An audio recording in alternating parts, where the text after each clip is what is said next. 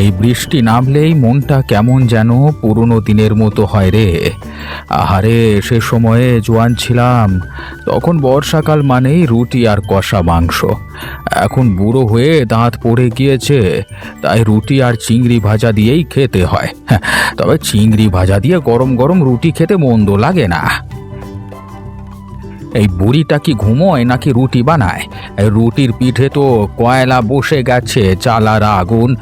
আমি তো চেয়েছিলাম ভাজা রুটি, আমার বুড়ি দিয়েছে পোড়া রুটি। উফ, কি যে জ্বালা! এই যে শুনছো? কি হলো? আবার বক বক শুরু করেছো কেন? হয়েছেটা কি? আরে, এটা কি রুটি না পাঁপড় সেঁকা? এই বুড়ি হয়ে গেলে এখনো রুটি বানানো শিখলে না? রুটিকে পাঁপড় বলছো? ওই দেখি তো। ঠিকই তো আছে, যা দিয়েছি সেটাই খাও। আর যদি পারো নিজের রুটি নিজে বানিয়ে নিও কাল থেকে। হায় রে হায়, এই জন্যই তো বলি, তোমাকে নিয়ে সংসার করা মানে ভোরে উঠেই আদালত আর রাতে শুয়ে থানায় ঢোকা। তবে শুনে রাখো, আমি ঠিক করেছি এই গ্রামে রুটি আর চিংড়ির হোটেল খুলে তোমাকে দেখিয়ে দেব। তুমি আর হোটেল খুলবে? রুটি বানাতে জানো না, চিংড়ি মাছ দেখে ভয় পাও, আর বলছে হোটেল খুলবে। তোমাকে দিয়ে হোটেল নয়, হবে চিড়িয়াখানা। তাতে তুমি দাঁড়িয়ে থাকবে কাচের ভেতর, আর আমরা সবাই দেখে হাসবো। তোমার সেই বদমেজাজি ছেলে নাথ আর তার ঝগড়ুটে বউ চম্পা, ওদের হোটেলের পাতিল থেকে চিংড়ির কাঁটা পর্যন্ত চুরি করে এনেছি আমি। এবার দেখবে কিভাবে এই বুড়োর হোটেলের গন্ধ ছড়ায় চিংড়ি ভাজার। এই শোনো, আমার রুটি পুড়েছে ঠিক, কিন্তু তোমার মাথা তো আগেই পুড়ে গেছে দেখছি। যেদিন তুমি হোটেল খুলবে ওই দিনই টিনের চাল খুলে পড়বে তোমার হোটেলের।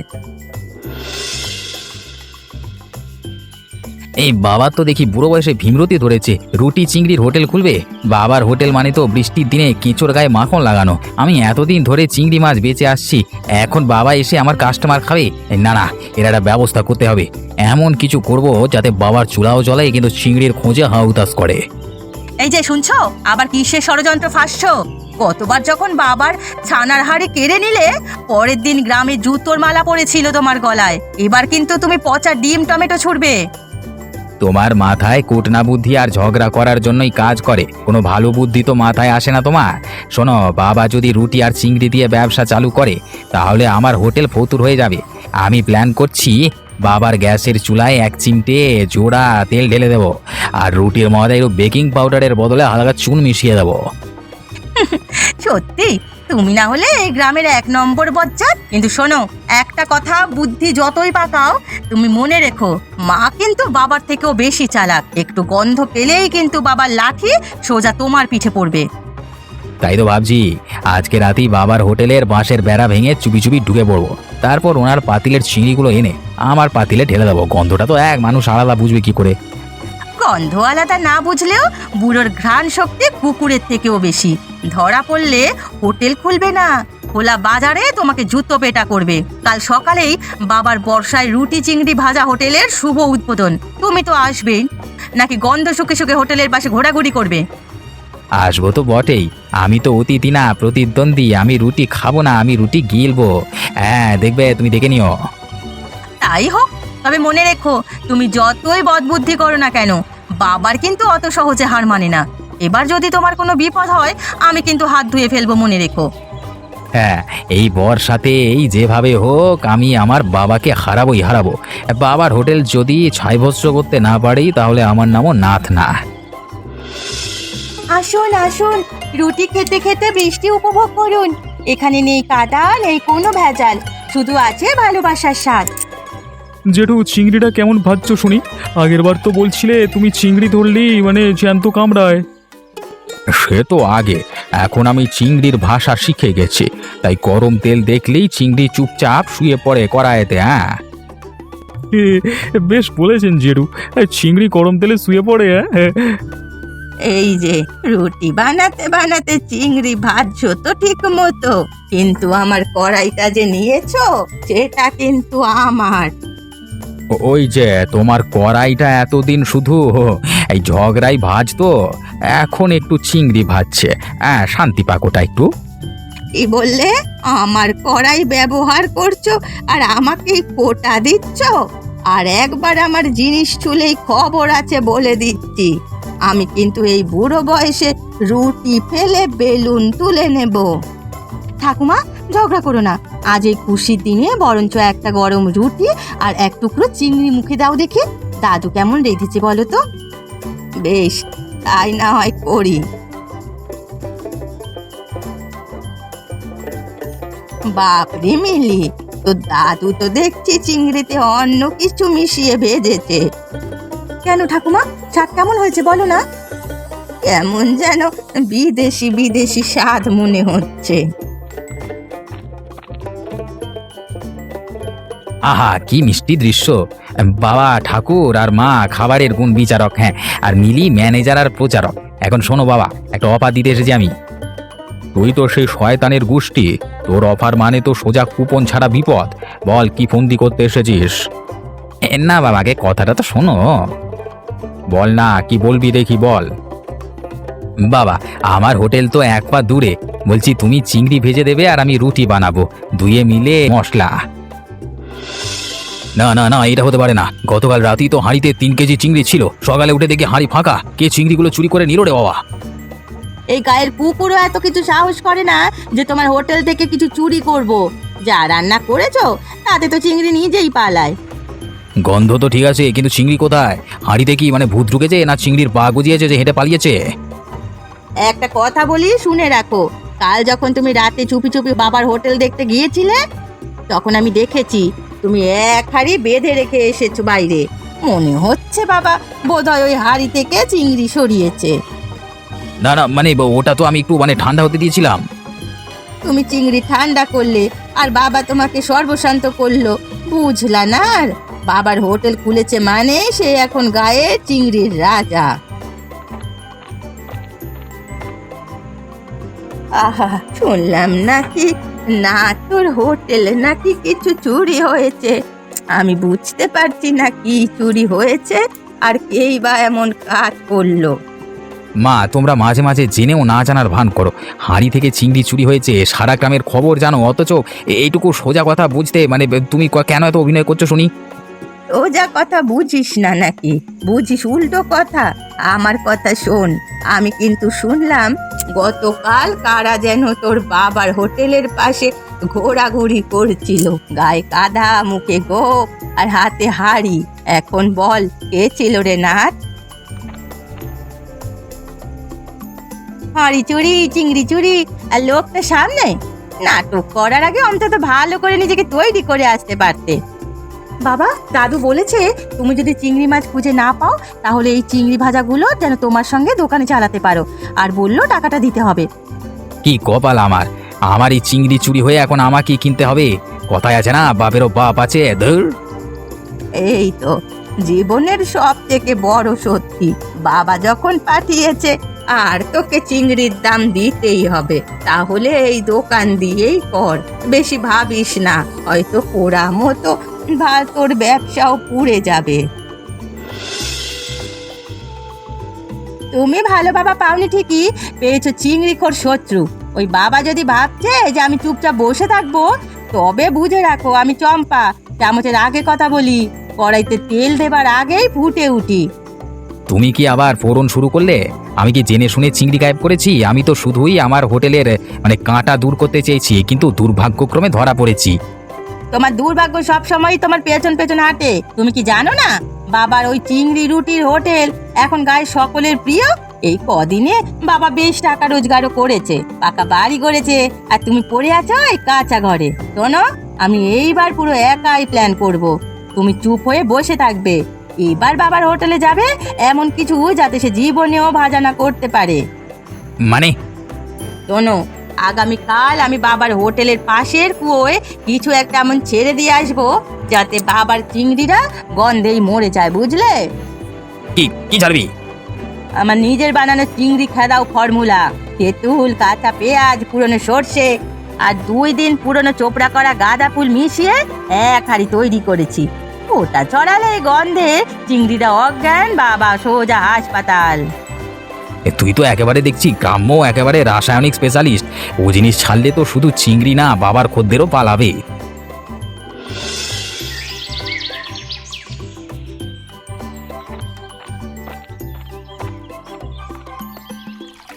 ও দাদু, তুমি এখানে বসে মন খারাপ করে আছো কেন?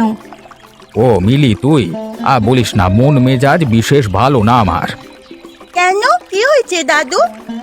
তোকে বলে কি হবে, তোর মা আর বাবা মিলে তো আমার পেছনে বড় ষড়যন্ত্র করছে। তোকে কিছু বললেই তুই আবার তোর বাবাকে আমার কথা লাগিয়ে তারপর সংসারে অশান্তি শুরু হবে। দাদু, তুমি এখন আমাকে চিনলে না? আমি তো সব সময় তোমার কাছে সাহায্য করার জন্যই পাশে আছি। আমি জানি মা আর বাবা সব সময় তোমাদের পেছনে লাগে, কিন্তু আমি তোমার পক্ষে। যাক, শুনে ভালো লাগলো মিলি। আসলে আমার হোটেলটাকে বন্ধ করে দেওয়ার জন্য কাউকে পেছনে লেগেছে অনেকে, তাই আমি চিন্তিত। তুমি চিন্তা করো না দাদু, তুমি থাকতে তোমার হোটেলের মান কেউ নিচু করতে পারবে না। সত্যি বলছিস মিলি? তুই আমার একমাত্র সাহারা রে। এই আশ্বাসন আমাকে সাহস যোগাচ্ছে মিলি। মন খারাপ না করে হোটেলে চাই, চলো। বেশ বেশ, চল হোটেলে গিয়ে হোটেলটা ভালো করে চালাই দুজন মিলে।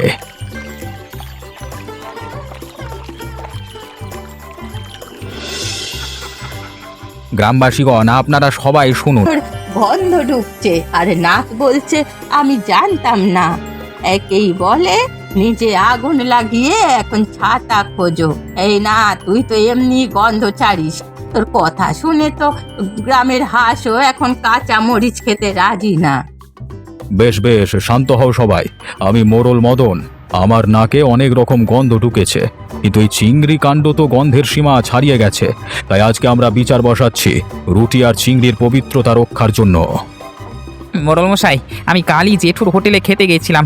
এই রুটি মুখে নিয়ে মনে হচ্ছিল প্রেমে পড়ে গেছি, কিন্তু হঠাৎ করে গন্ধে মনে হলো যেন মুখ আর পেটের মধ্যে বিচ্ছেদ ঘটেছে। বুড়ার রুটি প্রেমে ফেলে আর নাথের ফন্দি বিচ্ছেদ করায়, এই হলো দুজনের কাণ্ড কারখানা। না, তো তুমি কি স্বীকার করো যে তোমার স্ত্রী চম্পা ওই গন্ধহারি ফাটিয়েছে বুড়োর হোটেলের পাশে? স্বীকার করি, কিন্তু আমি শুধু চম্পার পরিকল্পনা শুনেছি। ও ওই মিশ্রণ বানিয়েছে, আমি তো শুধু হ্যাঁ বলেছি একটু। এই জন্যই তো বলি, পুরুষ মানেই চিংড়ি ভাজা কাটায় লুকোনো কাটা। নিজে বললো আমি করলাম, এখন বলছে আমি কিছু করিনি। তাহলে এই হলো, হ্যাঁ? ভালোই লাগছে। আমার হোটেল এত জনপ্রিয়, প্রতিযোগীরা এখন গন্ধ নিয়ে লড়াই করে। আমি রায় দিলাম, নাথ এবং চম্পা বুড়োর হোটেলে 1 সপ্তাহ বিনামূল্যে রুটি বেলবে আর মিলির হাত ধরে চিংড়ি ভাজা শিখবে। এটাই হবে শাস্তি, গন্ধের বদলে ঘামের দাম। এই যে মা, শিখতে এসেছে, মন দিয়ে শেখো। চিংড়ি ভাজার সময় মুখ খুলো না, নয়তো তেল ছিটকে হাতে যেতে পারে। এই মিলি, তুই একটু আসতে বললে হয় না? তেলের শব্দ শুনি আমার হজম বন্ধ হয়ে যাচ্ছে, আর তুই দাগের ভয় দেখাচ্ছিস। ওগো শুনছো, আমি কি এই শাড়ি পরে রুটি বেলবো? এই রুটি দেখতো আমেরিকান মাপের মতো, গোল তো দূরের কথা, এ তো কোনো দেশের মানচিত্র। এই জন্যই বলি, মার শুধু রুটি খাবার নয়, এটা হৃদয়ের ব্যায়াম। যার মন গোল তার রুটিও গোল। তোমরা যতই কথা বলো, ঠিক মতো কাজ না করলে তোমাদের রক্ষা নেই। আমি তো শুনলাম চম্পা নাকি রুটি বেলতে গিয়ে বলছে আমি রান্না করি না, যুদ্ধ করি। এই দড়িটা আনিনি মরার জন্য না, বরং ওই রুটি ফুলিয়ে দেখাবো কিভাবে পদাকার হতে হয়। মা বাবা, রান্না করা মানে শুধু পাকা ঘর না, এটা হলো ভালোবাসা দিয়ে মাটি গড়া। তোমরা যদি আমার দাদুর সাথে সত্যি কাজ করতে চাও, তবে নিজেদের রাগ আর ঈর্ষা চুলার আগুনে পোড়াতে হবে আগে। তুই ঠিক বলেছিস মিলি, আমার রাগ, আমার কর্মকাণ্ড সব যেন নিজের অজান্তে পুড়ে ছাই করে দিয়েছে। আজ বুঝেছি, পোড়া গন্ধ শুধু নাকে লাগেনি, সম্পর্কেও লেগেছে। আর আমি বুঝেছি, রুটি গোল না হলেও মানুষের মন গোলগাল হলে তাতেই চলে। বেশ, তোদের এই মানসিক পরিবর্তনের প্রভাব যাতে চারিদিকে ছড়ায় সেটাই আশা করি। আজকে স্পেশাল মা বাবার হাতে রুটি আর ভাজা চিংড়ি। শুনছো, আমাদের মিলি অনেক বড় হয়ে গেছে, তাই না? ঠিক বলেছ, সেদিনের ছোট্ট মেয়েটা চোখের সামনে আজ কত বড় হয়ে গেছে, ভাবতেই অবাক লাগে। ওর বিবেক বুদ্ধিও বেশ ভালো হয়েছে, ওর মা বাবার মতো নয়। এটাও তুমি সঠিক কথা বললে। বিয়ের পর থেকে নাচটা কেমন যেন অন্যরকম হয়ে গেছে। আসলে ওর বউ চম্পা ওই তোমার ছেলের কান ভাঙিয়ে ওকে অমন করেছে। তবে তারা যাই কলকাতা তাই করুক, মিলিটা বেশ ভালো হয়েছে, সব সময় তোমার পক্ষে থাকে। আরে হবেই না বা কেন, আমাকে যে ভালোবাসে আর আমরাও কত ভালোবাসি ওকে। মিলি ছাড়াও তোমাকে আরো একজন খুব ভালোবাসে। হ্যাঁ আমি জানি, তবে সে তো অনেক কাল ধরে। এই বৃষ্টির রাত আর ভাজা চিংড়ির গন্ধ ভিজে জল আর মনে ফুর্তি এনে দিচ্ছে। তুমি আর কোনো কথা খুঁজে পাওনি নাকি? যত সব। ঠিক বলেছো, বর্ষায় এই চিংড়ির গন্ধ ছাড়া আর কিছু খুঁজে পাচ্ছি না যে। তোমার যে কোনো পরিস্থিতিতেই শুধু খায় আর খায়। গ্রীষ্ম, বর্ষা, শরৎ, হেমন্ত সবেতেই তোমার নাকে চিংড়ির গন্ধ।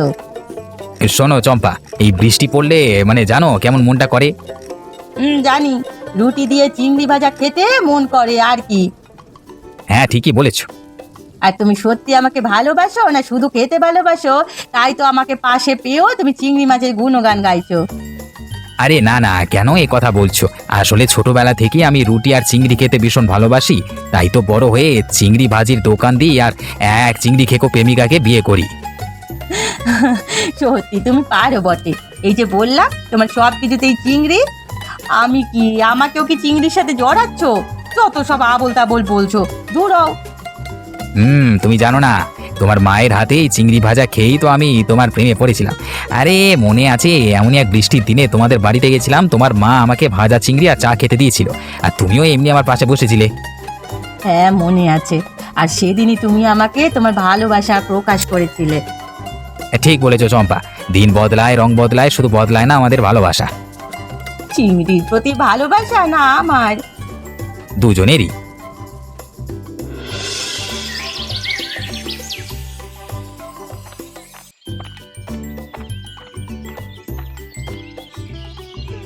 এই যে মিলি, তুই সারাদিন ডায়েরিতে কি লিখিস বলতো? দেখি তো, কবিতা না হোটেলের হিসেব? না ঠাকুরদা, কবিতা না, আমি লিখেছি আমার স্বপ্নের হোটেলের নাম, মেনু আর খদ্দেরের গল্প। কি বললি, হোটেল? তুই কি রাঁধুনি হতে চাস নাকি হোটেলের মালিক? আমি চাই একদিন গ্রামে মিলির হোটেল হবে, সেখানে শুধু পেট না মনও ভরে যায়। তোমার হোটেলের মতোই হবে, কিন্তু একটু অন্যরকম। বাচ্চাদের জন্য মিনি রুটি, বুড়োদের জন্য নরম চিংড়ি, আর মা ঠাকুমার জন্য ঝগড়া ফ্রি জায়গা। ঝগড়া ফ্রি হোটেল? এটা বেশ ভালো পরিকল্পনা। তবে মিলি, তোর স্বপ্নগুলো অনেক বড়, কিন্তু গ্রামের মেয়েরা এখন হোটেল খুললে লোকে হাসে, নাক সিটকায়। তাই তো আমি ভাবছি এমন একটা হোটেল বানাবো যেখানে মেয়েরা রান্না করবে, ছেলেরা ওয়েটার হবে। তুমি দেখবে ঠাকুরদা, একদিন তোমার হোটেলের চেয়েও আমার হোটেলের অনেক বড় নাম হবে। তুই জানিস মিলি, আমি সারা জীবন হোটেল চালালাম, কিন্তু কেউ জিজ্ঞেস করেনি তোমার কি স্বপ্ন ছিল। তুই আমার সেই স্বপ্নের উত্তর রে। তুমি আছো বলেই আমি সাহস পাই। আমার হোটেলের প্রথম উদ্বোধন তোমার হাত দিয়েই হবে। বাহ, অসাধারণ। যাক বাবা। চিংড়ি রুটি ভালোবাসা, নিচে ছোট ছোট করে লিখবো, ঠাকুরদার অনুপ্রেরণায়। শোন রে মিলি, আমি এই হোটেল খোলার আগেই 5টা বাড়ি রুটি বানিয়ে বেরিয়ে, তুই তো এখনো রুটি বেলার বেলনাটাও ঠিক করে ধরতে পারিস না, তুই নাকি আবার হোটেল খুলবি? ঠিক ধরতে পারি না, তবু খাবারটা এমন বানাবো যে তুমি খেয়ে বলবে মিলির রুটি খেলে বুড়ো বয়সেও নাচতে ইচ্ছে জাগে। আমার নাচার ইচ্ছে জাগে না শুধু, ফুলকো রুটি আর লাল লঙ্কার ভর্তা। তুই কি জানিস, আমি একবার এমন চিংড়ি ভাজা বানিয়েছিলাম, খেয়ে এক লোক হাসতে হাসতে খালেই পড়ে গিয়েছিল। হয়তো বেশি ঝাল পড়ে গেছিল, না হলে কে আর হেসে খেলে খালে ঝাঁপ দেবে বলো? আমি অনেক ভেবে চিন্তে একটা সিদ্ধান্ত নিয়েছি, তাই তোমাদের সকলকে আমার হোটেলে আজকেই থাকতে বলছি। সে তো আমি আগে থেকেই জানি, তুমি আমার নিজের মধ্যে রান্নার প্রতিযোগিতাটা করাতে চাইছো। হ্যাঁ, অবশ্যই প্রতিযোগিতা হবে তোমাদের মধ্যে, তবে এর পরিণাম হিসেবে আমি যা সিদ্ধান্ত নিয়েছি সেটা একটু পরেই জানতে পারবে। দাদু, আমি তোমার কথা মতো নিজে হাতে করে এনেছি। এই নাও, খেয়ে দেখো, তারপর বলো স্বাদটা ভালো হয়েছে কিনা। আমিও রুটি খাচ্ছি, আমার মতো করে এনেছি। আমার হচ্ছে পাকানো, অবশ্যই আমারটাই সব থেকে কম হবে, এটা আমি জানি। তোমাদের দুজনের মধ্যে রান্নার উত্থান হয়েছে সেটা বিচার করবার জন্য আমি মোড়ল মশাইকে দেখেছি। উনি বিচার করবেন, তারপর আমি সিদ্ধান্ত জানাবো। মোড়ল মশাই, আপনি একটু খেয়ে দেখুন তো কার রান্না ভালো হয়েছে। হ্যাঁ, নিশ্চয়ই নিশ্চয়ই।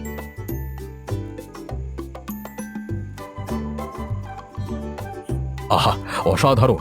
দুজনেরই খুব ভালো রান্না হয়েছে। দুজনের মধ্যেই 19-20-এর পার্থক্য। তবে আমার মতে মিলির রান্নাই উত্তম হয়েছে, কারণ ওর চিংড়ি ভাজাটা বেশ মচমচে হয়েছে। আজকে থেকে আমার এই হোটেলের সমস্ত দায়িত্ব মালিকানা মিলিকে দিচ্ছি। মিলি আমাকে অনেক সাহায্য করেছে ওপরে উঠতে। মিলি ছাড়া অন্য কেউ এই হোটেলের দায়িত্ব নেবার মতো যোগ্যতা নেই। না তার চম্পা, তোমরা দুজনে মিলে এই তোমার মেয়ে মিলিকে এই হোটেল আরো বড় করতে সাহায্য করবে। ধন্যবাদ বাবা, আমি আমার ভুলের জন্য ভীষণ দুঃখিত। তোমার সিদ্ধান্তকে আমি সহমত জানাচ্ছি। হ্যাঁ বাবা, আমিও আমার কর্মকাণ্ডের জন্য তোমার কাছে ক্ষমা চাইছি। আমি কথা দিচ্ছি ভবিষ্যতে তোমার এই হোটেলকে আরো বড় করতে আমি সব সময় মেয়েদের পাশে থাকবো। যাক, সকলের সদ্বুদ্ধি হয়েছে, তবে এই বয়সে আমি আর কাউকে কোনো সাহায্য করতে পারবো না। বরঞ্চ পায়ের ওপর পা উঠিয়ে মিলির হোটেলে বসে বসে খাবো। ঠাকুমা আর দাদু, এই হোটেলের সাথে সাথে তোমাদের দুজনার দায়িত্ব আমার কাঁধে। আশা করি আমি দুটো দায়িত্ব খুব ভালো করে পালন করব।